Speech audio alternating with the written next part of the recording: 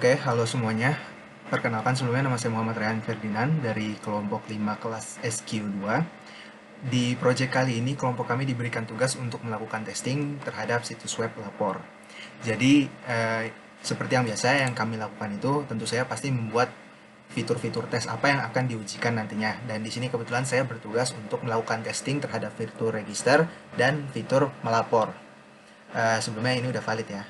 Jadi setelah sudah membuat fitur apa yang akan diuji coba, di sini kita langsung membuat skenario-nya layaknya register biasa ya, mungkin standar mengisi username, mengisi email, mengisi phone number, password dan sebagainya.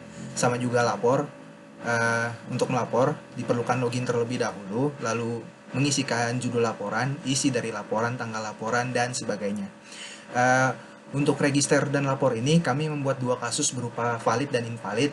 Ini berupa yang valid dan ini yang invalid. Bedanya mungkin hanya di isian dari tipe datanya.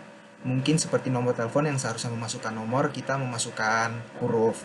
Lalu agar lebih invalid lagi, kita melakukan tidak mengisi beberapa field seperti nama, email, dan sebagainya.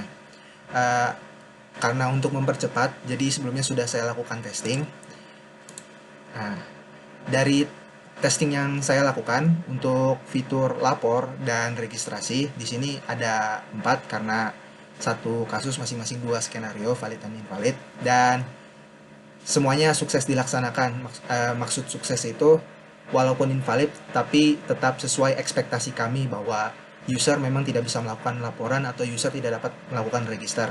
Dan yang valid itu sendiri juga user akhirnya bisa terdaftar ke web, dan untuk melapor user dapat menaruh laporannya di website tersebut. Mungkin itu saja singkatnya agar lebih mempersingkat. Kurang lebihnya mohon maaf. Wassalamualaikum warahmatullahi wabarakatuh. Halo, saya Fahmi Taufikur Rahman. Di sini saya akan melanjutkan presentasi sebelumnya. Di sini tugas saya untuk menguji fitur login pada web lapor.go.id.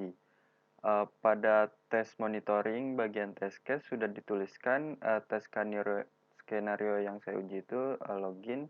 Kemudian case-nya itu dibagi dua, yaitu pengujian login berhasil dengan pengujian login yang invalid.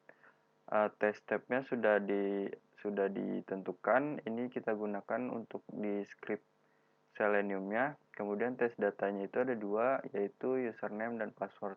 Yang pertama itu passwordnya benar. Kemudian untuk yang invalidnya saya masukkan password yang salah. Kemudian ekspektasi resultnya kalau berhasil maka user dapat masuk ke dalam web. Tapi jika gagal maka akan muncul notifikasi pada aplikasi. Kemudian kita masuk ke Visual Studio Code-nya. Di sini ada script-nya sudah saya bikin untuk login yang valid dan invalid. Untuk mempercepatnya saya sudah melakukan pengujiannya. Di sini bisa terlihat untuk skenario yang saya buat itu berhasil tanpa ditemukan adanya bug. Kemudian kita masuk ke tes monitoring. Di sini saya tulis paste karena tidak ada bug. Namun jika ada bug, maka kita tulis di sini file, kemudian kita tulis defect ID. Defect ID ini nanti kita masukkan di test report. Nah, di sini kan ada actual result nih. Kalau actual resultnya itu sama dengan ekspektasi result, maka statusnya paste. Nah, jika tidak, dia statusnya fail, kemudian kita masukkan defect ID, kemudian masukkan defect tersebut ke dalam bug report, deskripsinya apa, kemudian priority-nya apa. Namun karena di sini kita semuanya paste, maka tidak ditemukan adanya defect sama sekali. Sekian presentasi dari kami, kurang lebihnya mohon maaf. Wassalamualaikum warahmatullahi wabarakatuh.